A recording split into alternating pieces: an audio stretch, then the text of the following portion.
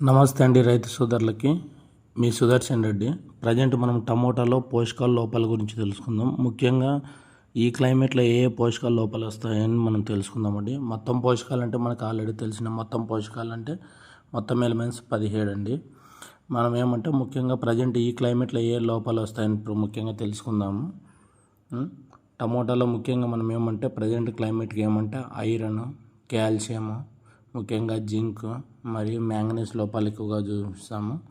Molybdenum కూడా చూస్తుంటాము. Molybdenum కూడా తెలుసు కదండి, కొద్దిగా కాయకి ఎక్కువ రావడానికి ఆస్కారం ఉంటుంది.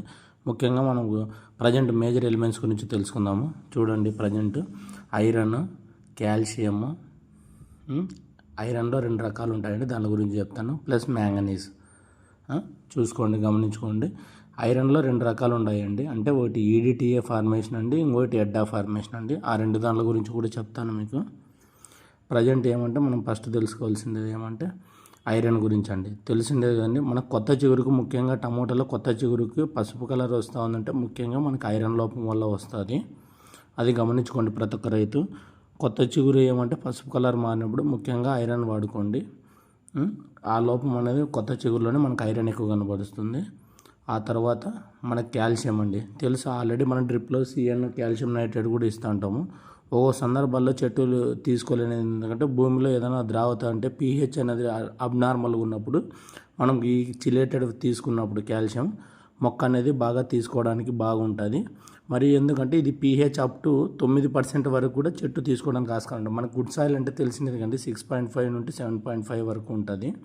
కానీ ఇదేమంటే అప్ టు 9 వరకు ఉన్నా కూడా మనకు కాల్షియం తీసుకోవడానికి బాగా ఉపయోగపడుతుంది. అంటే కొంతమంది రైతులు చెప్తాను సిఎన్తో పాటు ఒక్కోసారి తీసుకోలేని సందర్భంలో మనం చిలేటెడ్ కాల్షియం వాడినప్పుడు కూడా చాలా బాగుంటుంది. ప్రతి ఒక్క రైతు గమనించుకోండి.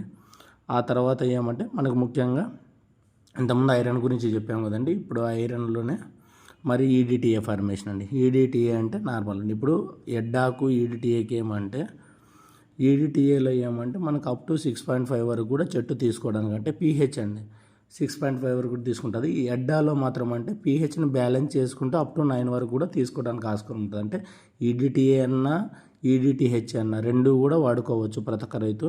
ఇది కొద్దిగా గమనించుకోండి. ఐరన్లో మనకి ఏమంటే ఈడిటిఏ ఫార్మేషన్ వస్తుంది, ఈడిటిహెచ్ఎఫ్ ఎడ్డా ఫార్మేషన్ కూడా వస్తుంది. అంటే పీహెచ్ వరకు అండి. ఇదొకటి గమనించుకోండి. ఏ ఐరన్ వాడినా కూడా ఇబ్బంది ఉండదు. ఆ తర్వాత ముఖ్యంగా మనకి మ్యాంగనీస్ కూడా అండి. అంటే ముఖ్యంగా ఈ మధ్యలో మనకి మ్యాంగనీస్, మాలిబ్డినం కూడా అంటారు. ఈ మధ్యలో మనకు టమోటా కాయ అనేది కొద్ది క్రాక్స్ వస్తే మనం బోరాన్ లోపం అనుకుంటారు. కాదండి, అది మాలిబ్డినం లోపం కూడా ఉంటుంది. ఇది ప్రతి ఒక్క రైతు గమనించుకోండి.